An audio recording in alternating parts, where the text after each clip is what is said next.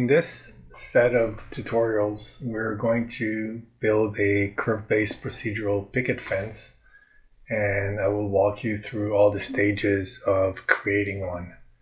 So we are going to aim to generate something that looks like this, where the positioning of the pickets and the posts will be controlled by a curve of your making or by a default curve that we will also set up in case you don't have a user-made curve. So to get started, we are going to jump into Houdini and create a geonode. Rename this fence and dive inside. So the first thing that we want to do is, just for our simplicity and help, is to actually zoom out a little bit in the viewport. So just make sure that you see at least 25 units, and you also will want to do one of these magnets and click on grid snapping. So it's just going to make things a bit easier for us. So enable the grid snap, and we are going to bring in a curve node. Now the curve node has gone through quite a bit of modifications in the last few versions, so I'll go over some of them right now. Get started with it. Make sure that you have the curve node selected, and then put your cursor in the viewport and press enter. So you'll see that you have this red dot that follows your cursor, but what's important is the instructions that you will see up here. Shortcuts that each one of them will impact the way that the curve is created or modified, plus a set of mouse clicks that will also do additional things. So for example, if you press the F key on your keyboard, you are going to go to moving the curve. You can drag the entire curve or drag connected points and so on. If you click on G, this is where you insert a point on the curve. You can finish the curve. This is basically the curve creation. If you click on H, you can also insert curve and drag points and so on. And then there's O, which allows you to create new target orients and other features. So we want to start with G, which is also the drawing of the curve, and you're simply going to click on your viewport and create a shape, so any type of polygon you want, and when you're done, you're going to click on enter. So by doing that, you should see, especially if you have snap to grid enabled, that your curve is drawn and you have all the points. If you want to modify some of the points, you can click on F and you can select and move them to a new position. I want to show you something that we're going to be controlling a little bit later, so you don't have to do this, but just watch what I'm doing. I'm going to, first of all, switch to my 4 views, and I'm going to zoom out, so I'm in the front view, and you can see that the curve point that I've selected is actually above the 0 line. So you can see it's a little bit above. Actually, I'm going to lift it a little bit higher. I'm doing this on purpose because there's something that I want to show you in the next node. So I'm doing this right now, so you can see that all the points are flat except for this one. And when I'm done, I'm going to press escape. So I'm out of the viewport node. And here we have our curve. So I'm just going to call this base curve. And that's it.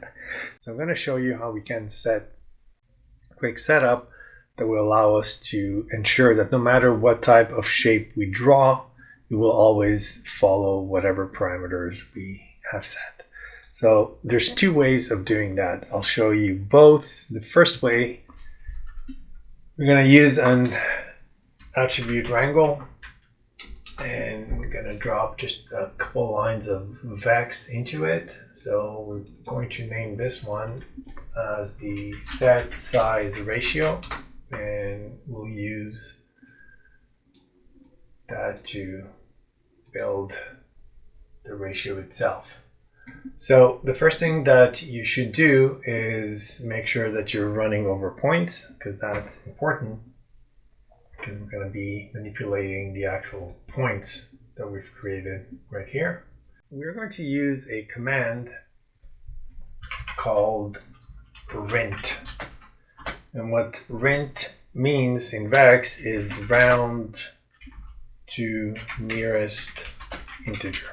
Okay, so it's going to take whatever value we have and it's going to round it to the nearest integer. So you can quickly take a look here at the geometry spreadsheet, and you're going to see that some of the numbers are, negative 22.1658. So we have a lot of floats in here. So this command is going to take it and round it to the nearest integer for us. And the way we're going to do that is as follows. We're going to create 3 attributes that control the points in our curve, and we're going to use this formula. So the first one is going to control the x axis. So at capital P dot x equals rent at capital P dot x divided by 2 times 2 and put a semicolon at the end. Okay, so this is going to be for the x-axis. So any value that we have here in the x is going to take those and set them up. And if you just want to see quickly how that's done, so let's ignore the other axis. If you simply click out, I don't know if you noticed, but there was a slight shift in our curve, and you can see that the values now have zeroed themselves out. So if I click again just on the base curve, notice here we have negative 22.1658, negative 18, 11, and so on. If I put this on the attribute wrangle, so it rounds out the number based on this. So what it does is it takes the point that we have, it divides it by 2, and then rounds it to that nearest number, and then multiplies it by 2. So the first part takes whatever value we had, divides it by 2, rounds it. So negative 22, for example, divided by 2 would be negative 11 point whatever half of this is. But then it's going to round it, so it's going to make it negative 11, and then it's going to multiply it by 2, so it's going to give us exactly 22. So that's the idea behind this particular set. So we're going to do the same thing for the z-axis. So all you have to do is copy this line, paste it, but instead of p dot x, we're going to change it to p dot z. And again, in here, change that for z. And you'll see that, again, it adjusted the values. So again, the original, we had a bunch of float numbers, and now we have clean numbers. Okay, now we have the x and the z, but for the y, we don't need to do that. Actually, for the y, remember I drew this point up above? What I want to make sure is that all my points are flattened on the y-axis, meaning y is equal to 0. So a really easy way to do that is at p dot y equals 0. Okay. As soon as you do that, look at this point right here. Boom, flattens it. So all the values on the y-axis are flattened to that. So it's a really easy way to control the points basically on a curve, on anything else. And it ensures that no matter what type of shape you give it, so if I go back here and I enter, you can see the points are moving around. So I'm going to, F, which is going to press shift and middle click to drag some of the points. You see the curve underneath, which is effectively this one, how it cleanly adapts itself to that little formula that we've created. So it's a really neat setup, and we'll always ensure that you're not breaking or you don't have any weird numbers. It will always follow whatever you've set up. So super useful. The other way to do that without using an attribute wrangle is actually using a fuse node. Connect the geometry into the fuse node, and again you'll see that it shifted back to the original. And what you want to choose is the following. You're going to go to the snap options, and by default it's set to snap to near point. Again, what fuse does is it takes points that are close to each other and it's going to fuse them together. So if you have a mesh with holes and there's a set distance, it's going to fuse those 2 points together. Very useful when you're modeling stuff, but for our purposes, there's an option here called grid. So snap to, select grid, and in the grid spacings, you can then select the values that you're going to set it to. So, for example, if I want to change the grid spacing to 2, just like we did before in our attribute wrangle, I'm going to set this first number to 2. See, so that's 2 in the x-axis. And the z, actually the y to 2 as well.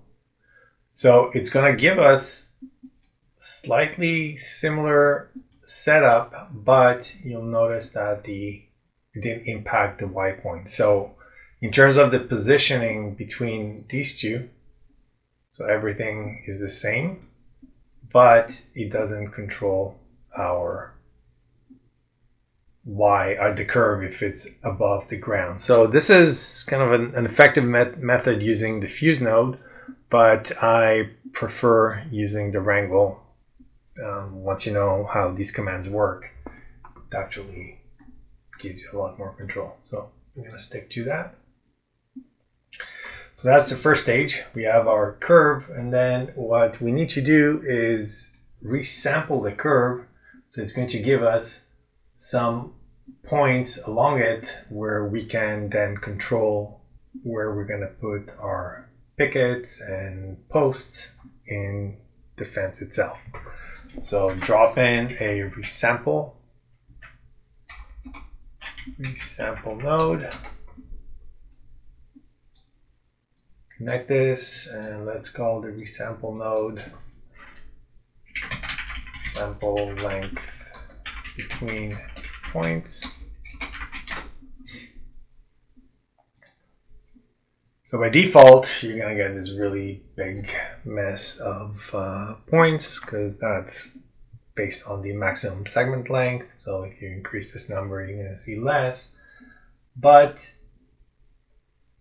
I'm going to switch it to maximum segments. So uncheck this, click on maximum segments, and here you can control how detailed your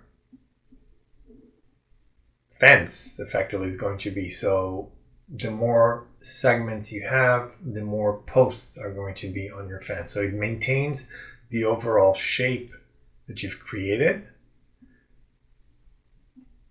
But here you can add additional detail or take away detail. So, pick a number that works for your setup. And again, this is something that we can expose in the UI once we finish it, and it's going to give you also additional control over the type of fence detail that you wish. So for now, just for this tutorial, I'm just going to leave it at 10, and that should work for us.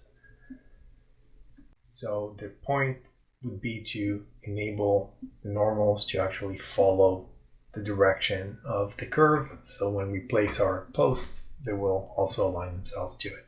Speaking of the posts, let's just create them now. And I think this will also give you a better idea of what we're doing. So I'm just going to create a box, and I'm going to call this post And for the diameters and parameters of it, I'm going to make the size of these posts in X 0.3, in Y 3, and in Z 0.3. Again, these are going to be stand-ins. Okay, you can bring your own geometry later on, or you can create procedural geometry if you wish directly in Houdini. But for now, this is simply going to be a stand-in for our posts. So the next step will be to put it on the surface. So two ways of doing it. As usual, you can either use Side Effects Labs Axis Align. So put it here and make sure that the justify Y is set to minimum. Okay, so that will place it on the grid. Set post on grid. The other method, which works just as well, and in case you don't have Side Effects Labs installed or whatever reason, is using a transform node. And what we're going to do in the transform node is go to translate Y, and we're going to put in the following expression. We're going to use the bounding box, B box. We're going to reference ourselves, so open parentheses 0, and we're going to use the D underscore Y max. Okay, and that does exactly the same thing, just using the B box expression. So one or the other, they both work, whatever you feel more comfortable with. So we have our posts, we have our alignment of the post on the grid, and now just based on this resample, we can drop in a copy to points node, and we can connect the posts on the left. So that's a geometry to copy, and the right one is the target point. So we're going to drop in the resample. So when you put the display flag on it, you'll see that there's a post on each and every one of the points that we've created. Now you'll notice that the posts are all facing the same way, right? So they're aligned to the world, right? So what we want to do is make sure that the posts, see this one, for example, rather than being, world aligned, we want it to turn and face the curve alignment. Okay, so it follows more of a natural setup. And this is where we're going to do our alignment. So we're going to use a node called polyframe. Very useful node. We're going to drop in here. As soon as you put it down, you're going to see that all your posts have kind of flattened. So first of all, let's name it align normals to curve. And the way that the polyframe node works is there's a few options here that you can set in the attributes. You can control the normal, which is represented, it's a built-in parameter called, it's a capital N for normals, or you can set the tangent name, which is tangent U. Again, that's a protected parameter, so you cannot use it.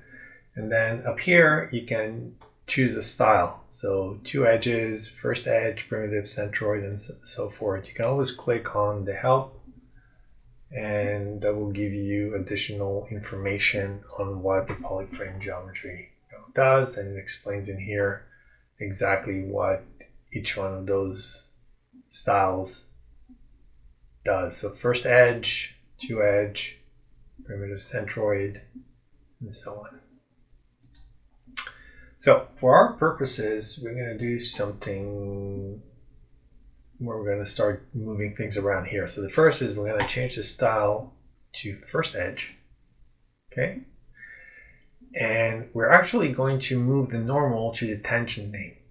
What I mean by that is the following. We're going to disable the normal, okay? And where it says tangent and U, we're going to replace it with actually the normal shortcut, okay? As soon as you do that, notice how your posts are actually facing the curve. So again, if I skip that, see, they are aligned to the world. As soon as I put it on, they're aligned to the curve. That's exactly what we want to achieve. Okay, so this gives us this functionality, which is great. So we can start seeing kind of the outline of where our fence is going to be.